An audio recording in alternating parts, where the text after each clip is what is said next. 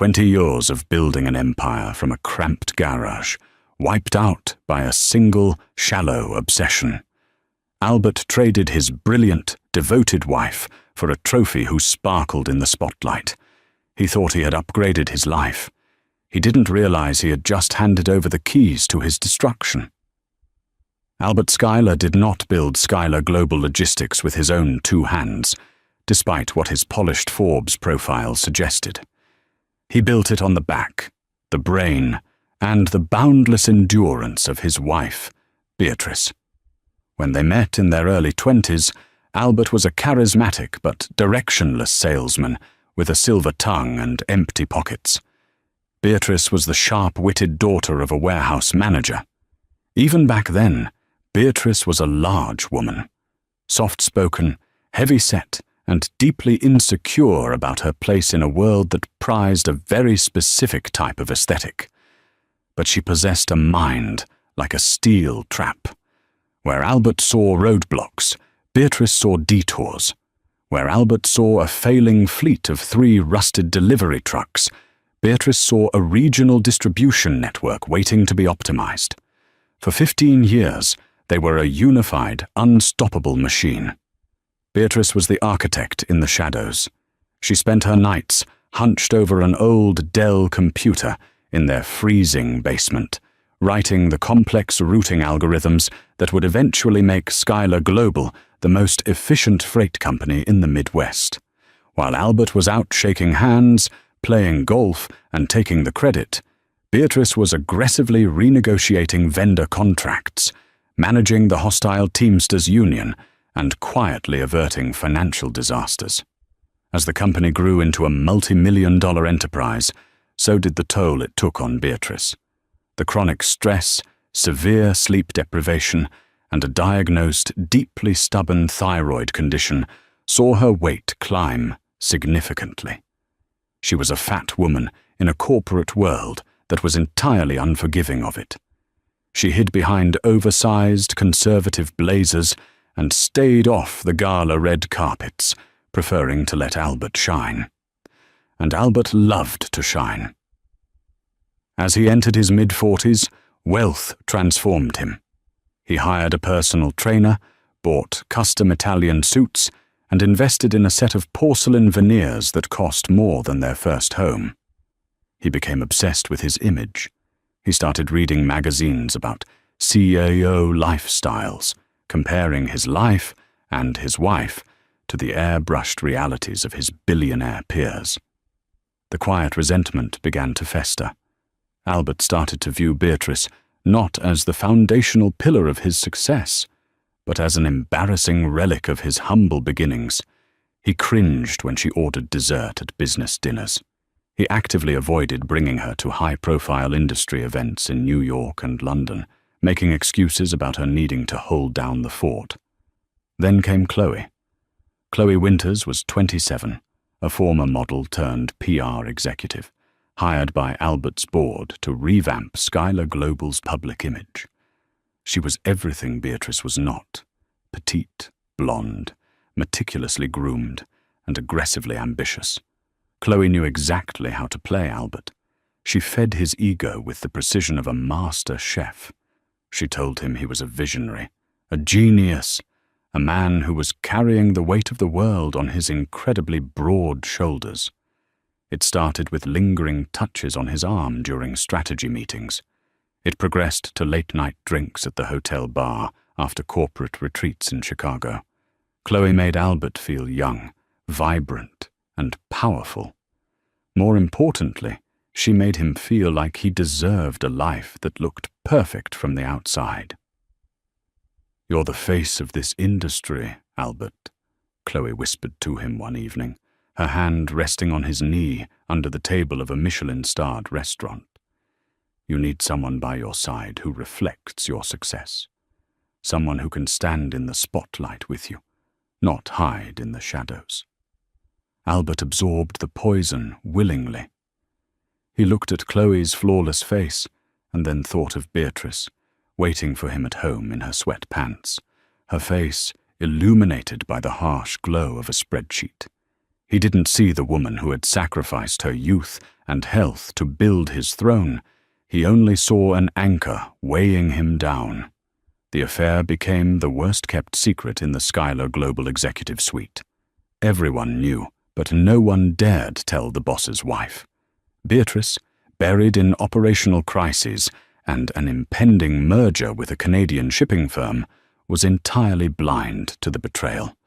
She trusted Albert implicitly. They had survived bankruptcy scares, lawsuits, and the grueling poverty of their early 20s.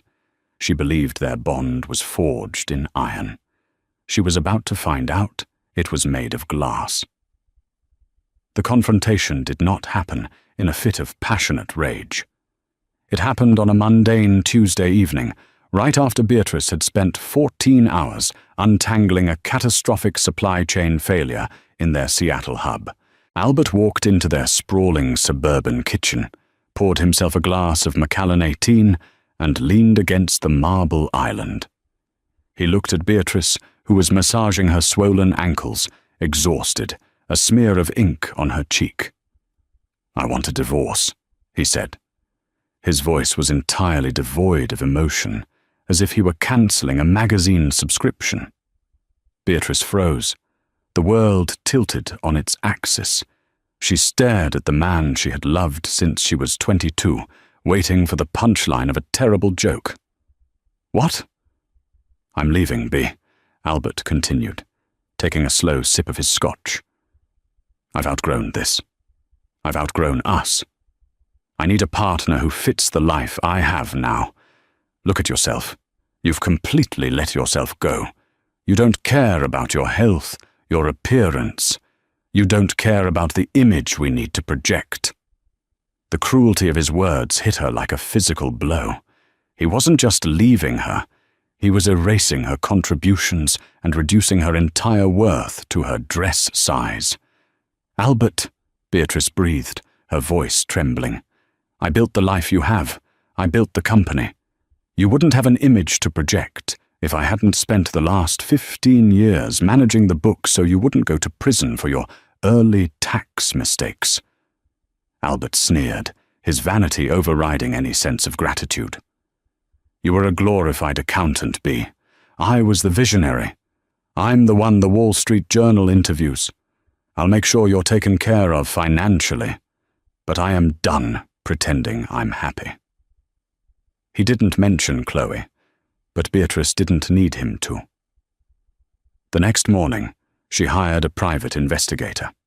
Within 48 hours, she had a thick manila folder containing high-definition photos of Albert and Chloe walking hand in hand into a luxury boutique hotel, timestamps of their late-night dinners, and financial records of a $500,000 condominium Albert had secretly purchased in Chloe's name. The heartbreak Beatrice felt was agonizing, a deep, hollow ache that made it hard to breathe. But as she sat at her kitchen island, staring at the photos of the beautiful, slender woman who was replacing her, the tears abruptly stopped. The deep, ingrained survival instinct that had kept their business afloat during the 2008 financial crisis kicked in. Albert wanted to discard her like obsolete machinery? Fine. But Beatrice knew something Albert, in his blinding arrogance, had entirely forgotten. When they incorporated Schuyler Global, Albert was the face, but Beatrice was the paranoid architect of their corporate structure. To protect the company from Albert's impulsive spending habits early on, Beatrice had structured the ownership shares in a highly complex web. Albert held 60% of the public-facing stock, but Beatrice, through a quiet holding company called Apex Solutions, owned the proprietary software that ran their entire logistics network. The company didn't own the algorithm. Beatrice did. They leased it from her. During the divorce proceedings, Albert's high-powered lawyers came out swinging. They offered Beatrice a generous settlement, $5 million in cash, the marital home, and a lifetime alimony payout, provided she walked away quietly and relinquished all ties to the company. Albert sat across the mediation table, looking smug, holding Chloe's hand beneath the mahogany wood. He expected Beatrice to cry, to beg, to fight for the status of being his wife. Instead, Beatrice sat calmly. She wore a sharp, custom-tailored navy suit that, while accommodating her size, commanded absolute authority. Her lawyer, a quiet, ruthless man named Simon Caldwell, slid a single sheet of paper across the table. "My client accepts your financial offer regarding the personal assets," Simon said smoothly. "However, regarding Skylar Global, Beatrice is resigning from her position as Chief Operations Officer, effective immediately. Furthermore, Apex Solutions is giving its mandatory 90-day notice to terminate the software licensing agreement with Skylar Global." Albert's lawyers frowned, shuffling through the paperwork. Albert just scoffed. "What the hell is Apex Solutions?" Beatrice looked directly into Albert's eyes, a cold, flat stare that made the hairs on his arms stand up. "Apex is the holding company that owns the routing algorithms, the automated dispatch system, and the client database architecture. I own Apex. The company has been leasing it from me for $1 a year. Without it, your trucks don't know where to go, your warehouses don't know what to stock, and your clients can't track a single package." Albert's face drained of color. "You can't do that. That's company property."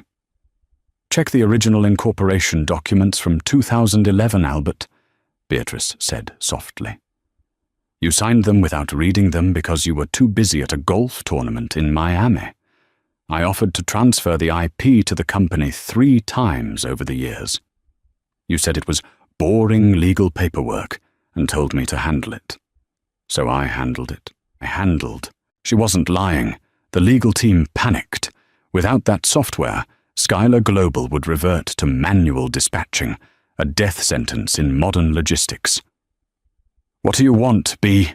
Albert growled, his polished veneer cracking. "I want $50 million, Beatrice said, her voice unwavering. "Bought out over 2 years. Liquid. And I want my name completely removed from the personal guarantees on the new warehouse loans." It was extortion, legal and airtight. Albert had no choice. To keep the company functional and to protect the upcoming merger, he had to agree. He signed the papers, liquidating a massive portion of his personal wealth, taking on brutal high-interest loans to pay her off, and stripping the company of its cash reserves. As they walked out of the law office, Chloe clung to Albert's arm, looking confused but defiant. "You're better off without her, babe," she loud whispered. "She's just bitter." Beatrice paused, turning to look at the young, beautiful woman who had stolen her life. "I'm not bitter, Chloe," Beatrice said, offering a small, pitying smile. "I'm free. Good luck with him. You're going to need it." Albert had his freedom. He had his beautiful new partner. He had his public image intact. But as Beatrice drove away in her modest sedan, leaving him standing on the pavement, Albert felt the first, terrifying tremor of a foundation about to collapse. The first 6 months of Albert's new life felt like an extended, intoxicating victory lap. He and Chloe were married in a lavish, highly publicized ceremony at a sprawling estate in the Hamptons. Photographs of the sleek, handsome CEO and his stunning, perpetually camera-ready bride graced the social pages of elite business magazines. They summered in Saint-Tropez. They bought a 60-foot yacht named the Visionary. They hosted extravagant dinner parties where Chloe charmed investors with vintage champagne and practiced perfectly timed anecdotes. Albert felt invincible. He had shed his past, paid off his glorified accountant of an ex-wife, and stepped fully into the role of a titan. But behind the gilded glass doors of Skylar Global Logistics, the engine was beginning to smoke. Beatrice had not just been the architect of the software. She had been the human glue holding a highly volatile, ruthlessly unforgiving industry together. She knew which warehouse managers needed a gentle push and which ones required a heavy hand. She knew the intricate, unspoken rules of their largest clients' supply chains. When she left, taking her $50 million in a structured, heavily leveraged buyout, she left a gaping void of institutional knowledge that Albert completely and disastrously underestimated. To replace her, Albert hired Caleb Hastings, a 32-year-old Silicon Valley transplant with an Ivy League pedigree and an arrogant smirk. Caleb promised to modernize the system, casually dismissing Beatrice's legacy code as the archaic scribblings of an amateur. "We need to disrupt our own model before someone else does," Caleb had declared in his first board meeting, leaning back in his Herman Miller chair and using the exact buzzwords Albert loved to hear. "We migrate to a cloud-based AI predictive model by Q3 or we die." But logistics is not an app. It is the brutal, physical movement of thousands of tons of freight across unpredictable terrain, weather systems, and human error. 3 months into Caleb's tenure, he pushed a highly touted software update to the dispatch system without running proper beta tests, convinced his new algorithm would seamlessly overwrite Beatrice's foundational architecture. The result was a catastrophic cascade failure. It didn't just glitch, the system actively fought back. Beatrice's code, held by Apex Solutions, was a brilliant, intricate labyrinth designed to reject unauthorized integrations to prevent corporate espionage. By trying to forcefully overwrite it, Caleb triggered a massive security lockdown. For 48 agonizing hours, Skylar Global's entire fleet went blind. The fallout was immediate and devastating. Misrouted assets. Hundreds of trucks were directed to the wrong distribution centers. Spoiled cargo. Over $4 million worth of perishable goods, organic produce, and temperature-sensitive pharmaceuticals sat spoiling in the sweltering heat of Florida, loading docks because the refrigerated trailers were inexplicably sent to dry goods facilities in Nevada. Client exodus. 3 major retail chains invoked their breach of contract clauses, pulling their business entirely within the first 24 hours of the outage. Albert's phone exploded. Major clients, furious and bleeding money, demanded answers he didn't have. Albert stormed into the IT department, his custom Italian suit rumpled, a vein bulging in his forehead as he demanded Caleb fix it immediately. "It's not my code that's the problem, Albert," Caleb shouted over the frantic, terrified typing of a dozen panicked engineers. "It's the foundational architecture we're leasing from Apex Solutions. It's an impenetrable fortress. Whoever wrote this didn't write it to be casually updated by a third party. They wrote it to be managed by a single, specific person. It's actively rejecting the modern API like a virus." Albert felt a cold, sharp bead of sweat roll down his spine. He couldn't call Beatrice. He had burned that bridge to ash, salted the earth, and danced on the ashes with Chloe. The system outage cost Skylar Global $12 million in direct penalties and lost contracts. But that was merely the first domino. The real disaster was quietly brewing in the financial ledgers. The $50 million buyout Albert had agreed to wasn't funded by magic. It was funded by highly leveraged, high-interest corporate debt. Albert had aggressively convinced the board to take out massive loans against their physical assets, the warehouses, the land, and the trucks, to pay off Beatrice and maintain the company's aggressive expansion strategy so his own stock wouldn't dilute. Arthur Pendleton, the aging conservative chairman of the board, had warned Albert against it. But Albert, blinded by his desperation to get Beatrice out and Chloe in, had pushed it through with sheer charisma and empty promises. Now, with revenue dipping violently due to operational failures, the interest payments on that debt became a crushing, suffocating weight. The highly anticipated merger with a Canadian shipping giant, North Star Freight, was Albert's only lifeline. It was supposed to inject enough capital to stabilize their balance sheet and hide the bleeding. However, when North Star's forensic accountants dug into Schuyler Global's books during the final, critical stages of due diligence, they didn't see a thriving empire. They saw a company hemorrhaging cash, saddled with toxic debt, and suddenly lacking the operational genius that had made it profitable in the first place. On a rainy Tuesday afternoon, exactly 1 year after he had demanded a divorce, Albert sat in his glass-walled corner office, staring blankly at the email from North Star's CEO. Subject: termination of merger discussions. The deal was dead.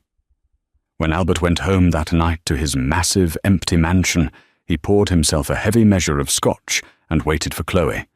She arrived 3 hours later, dropping designer shopping bags from Fifth Avenue onto the polished marble floor of the foyer. "Rough day, babe?" she asked casually, not even looking up as she checked her reflection in the gilded antique mirror.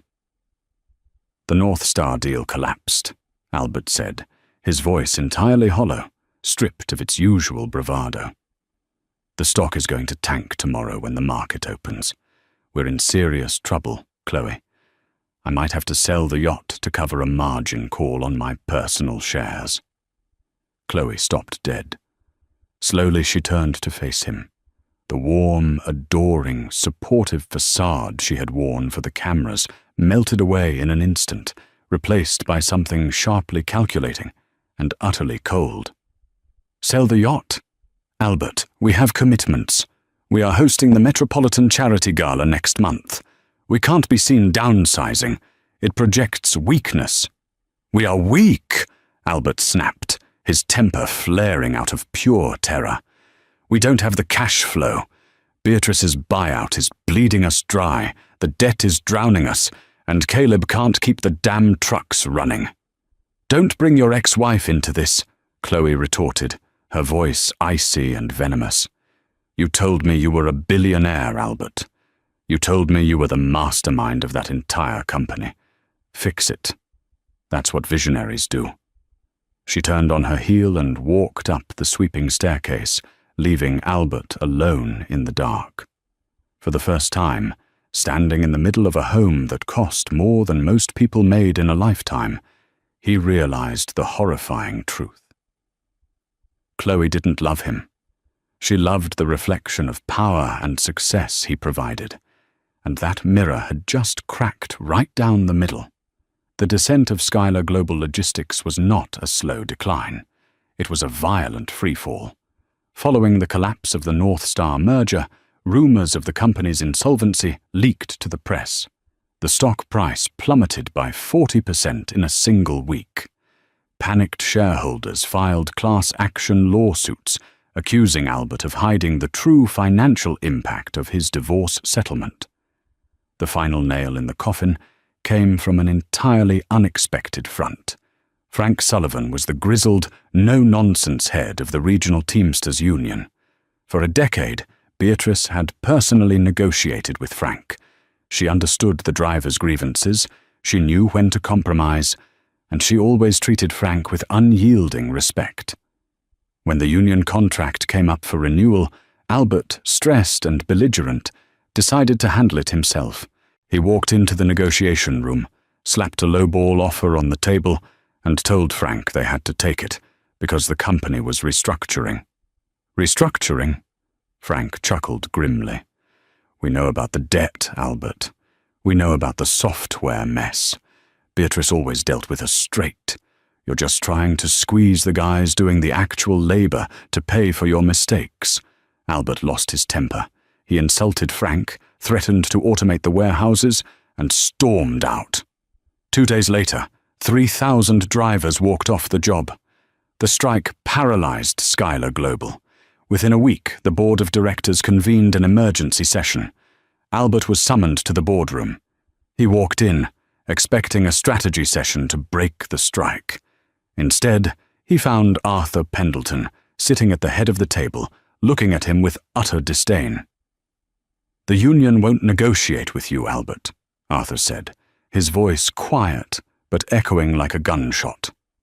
"They have officially stated they have zero confidence in your leadership. The banks are calling in the loans. We are filing for Chapter 11 bankruptcy protection tomorrow morning." Albert's mouth went dry. "Chapter 11? Arthur, we can survive this. Give me a month to restructure the debt." "You don't have a month," Arthur replied coldly. "You don't have a job. The board has voted unanimously. We are demanding your immediate resignation as CEO. If you refuse, we will terminate you for cause, gross negligence and breach of fiduciary duty, and you will forfeit whatever severance you think you have left." Albert was stripped of his title, his company, and his dignity in less than 10 minutes. He drove home in a daze, his mind racing, trying to figure out how to explain this to Chloe. But when he walked into their master bedroom, he didn't have to explain anything. Chloe's closet was half empty. She was zipping up a designer suitcase on the bed. "What are you doing?" Albert choked out. "I read the Wall Street Journal alert on my phone, Albert," Chloe said, not looking at him. "You've been ousted. The company is bankrupt." "Chloe, please. We can downsize. I still have contacts. I can start over." She finally looked up, and the absolute lack of pity in her eyes made him flinch. "I signed up for a lifestyle, Albert. I'm 30 years old. I am not spending the prime of my life nursing the bruised ego of a disgraced, broke former executive." "I left my wife for you," Albert screamed, his face red with desperation. "No," Chloe corrected him coolly. "You left your wife for your ego. I was just the accessory you thought you needed, and right now, you are a liability." She walked out the door, rolling her suitcase behind her. 2 weeks later, Albert saw a photo of her on Instagram, vacationing in Aspen with Sebastian Cole, a 28-year-old billionaire tech investor. Albert was utterly alone, living in a rented apartment, facing mountains of legal fees and personal debt. 3 years later, the Global Logistics Summit in Denver was the premier event of the industry. Albert, now a 50-year-old, heavily aged man working as a mid-level consultant for a minor regional carrier, attended the summit, hoping to network, hoping to scrape up a few scraps of business to pay off his lingering debts. He sat in the back row of the grand ballroom, waiting for the keynote speaker.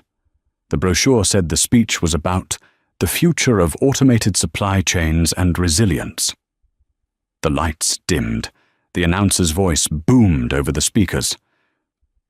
"Ladies and gentlemen, please welcome the founder and CEO of Nova Logistics Solutions, the firm that recently acquired the assets of Schuyler Global, Beatrice Schuyler." Albert's heart stopped. Beatrice walked onto the stage to a standing ovation. She had not undergone a cinematic, revenge-fueled physical transformation. She was still a large woman.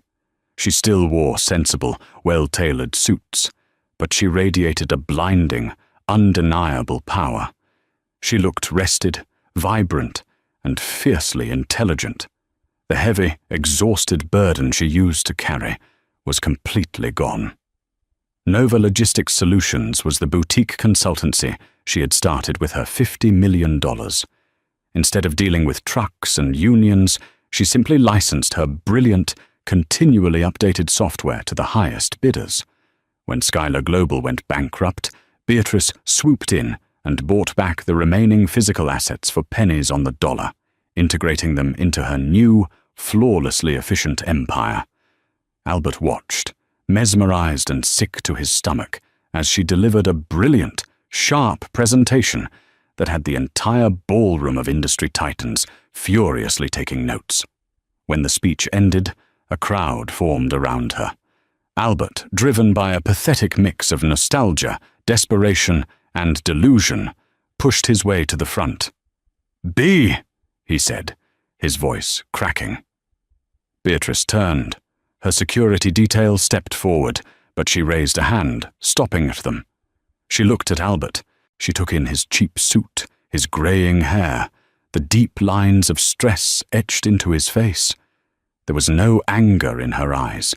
There was no bitterness. There wasn't even the satisfaction of revenge. There was only the mild, polite indifference one might show a stranger asking for directions. "Hello, Albert," she said evenly. Your speech was incredible," he stammered, his pride entirely shattered. "Nova is doing amazing work. I was wondering. I have a lot of operational experience. If you're ever looking for a consultant, I'm going to stop you right there, Albert," Beatrice interrupted softly, but her voice carried a finality that chilled him to the bone. "Nova doesn't require your specific brand of experience. We build on solid foundations here. We don't deal in liabilities." She didn't wait for a response. She turned back to a Japanese shipping magnate who was eagerly waiting to speak with her, completely dismissing Albert's existence. Albert stood frozen as the crowd flowed around him, pushing him further toward the exit. He looked back one last time at the woman who had built him, the woman he had thrown away for a shiny illusion. She was laughing, surrounded by respect and success, shining brighter than she ever could have in his shadow. He had traded a fortress for a sandcastle, and the tide had finally washed it all away. Albert traded the architect of his empire for an ornament, only to discover that ornaments shatter when the foundation cracks. Beatrice walked away with her dignity, her brilliance, and the fortune she rightfully earned. In the end, the ultimate revenge wasn't a dramatic makeover or a bitter feud. It was her absolute, unbothered success. True value lies in substance, not the superficial reflection in a gilded mirror.